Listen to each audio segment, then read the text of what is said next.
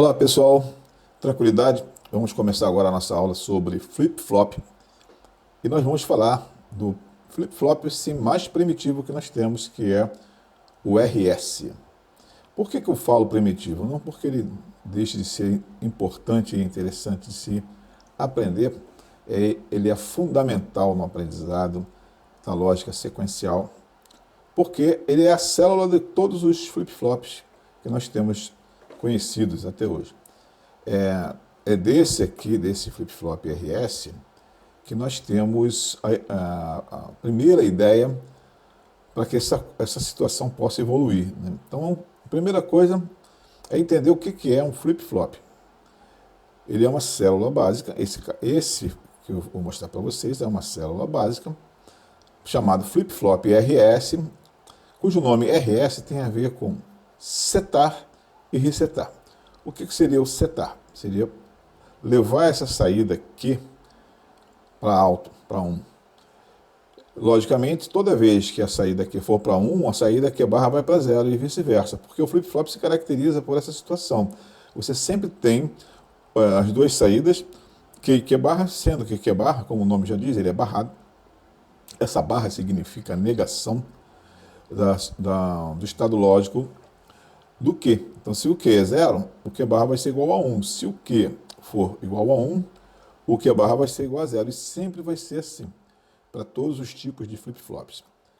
Um fator interessante também é que ele tem uma realimentação. Repara que a saída aqui, ela vai para a entrada da porta NAND, da onde vai sair o Q barra.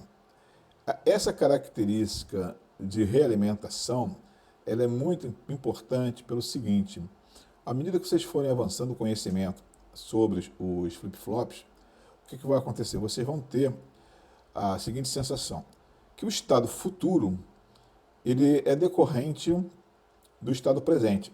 Então, o que está acontecendo agora no presente tem influência definitiva no futuro.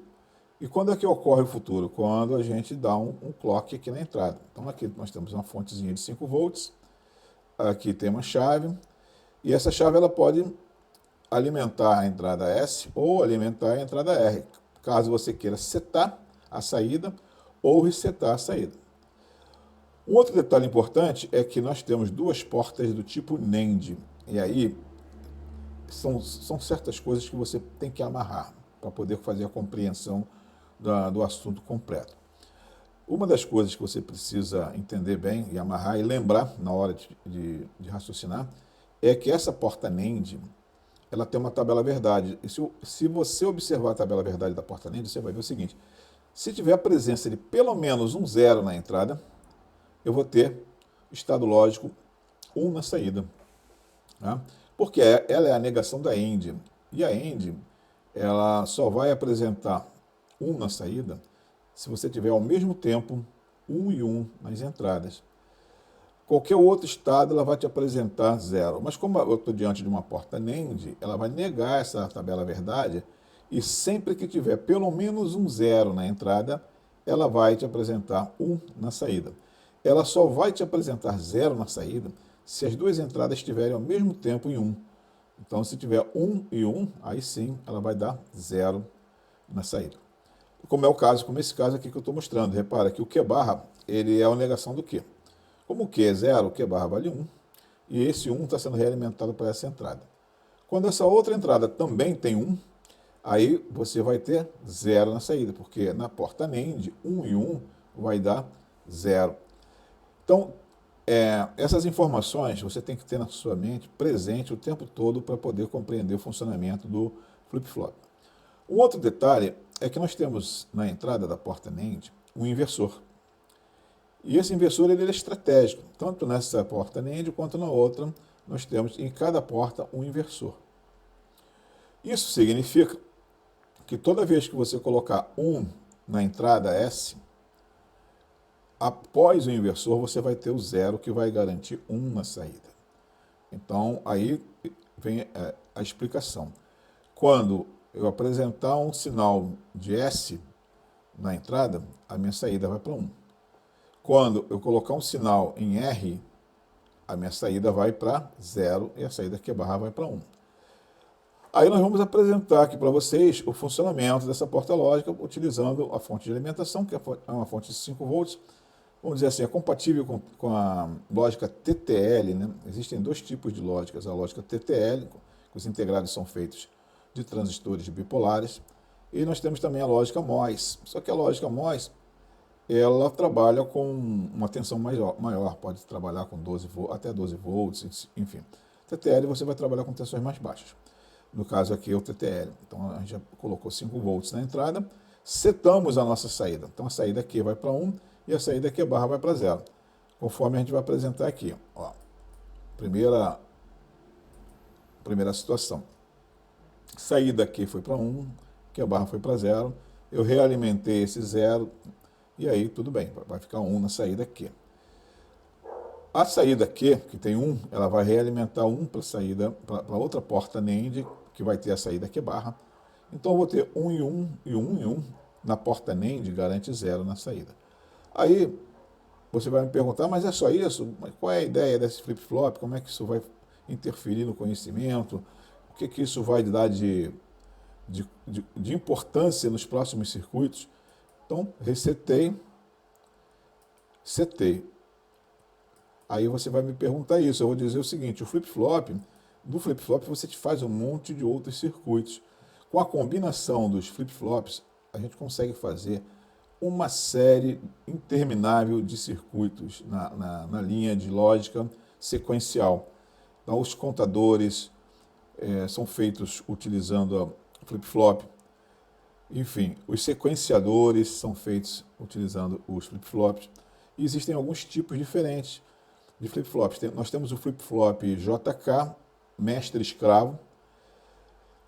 Do JK mestre-escravo deriva uma série de outros flip-flops. Por exemplo, o flip-flop tipo D, nós vamos ter a oportunidade de ver, ele é uma variante do flip-flop RS. O RS ele vai se combinando e vai se agrupando com outras células. Por exemplo, aqui nós estamos vendo uma célula do flip-flop RS.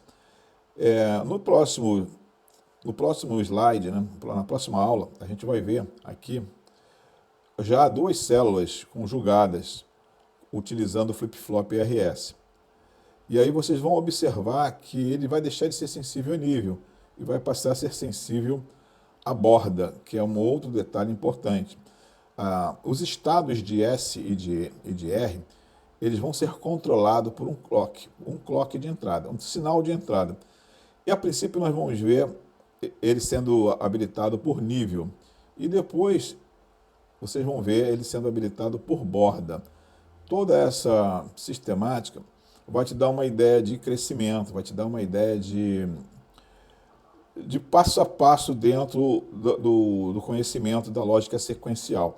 Não levar em consideração que depois que a gente observar e analisar esses flip-flops, esses circuitos, por dentro do integrado, que nós estamos vendo ele por dentro do circuito integrado, utilizando as portas lógicas, depois disso nós vamos começar a ver cada flip-flop desse como um único bloco e vamos encadear, arranjar, agrupar esses blocos de forma a montar novos circuitos com outras utilidades.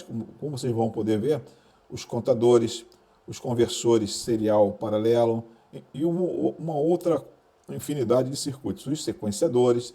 Então, o conhecimento ele não vai parar simplesmente por aí. Um curso completo de lógica, muitas vezes, leva 6 meses para você finalizar. Então, toda essa ideia da lógica sequencial e da lógica combinacional juntas vão nos levar até o desenvolvimento dos microcontroladores e dos microprocessadores. Então, é algo extremamente encadeado, complexo, sequenciado.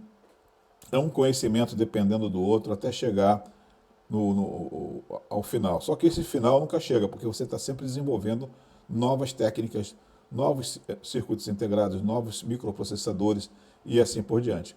Então, pessoal, eu acredito que vocês tenham entendido o funcionamento do circuito.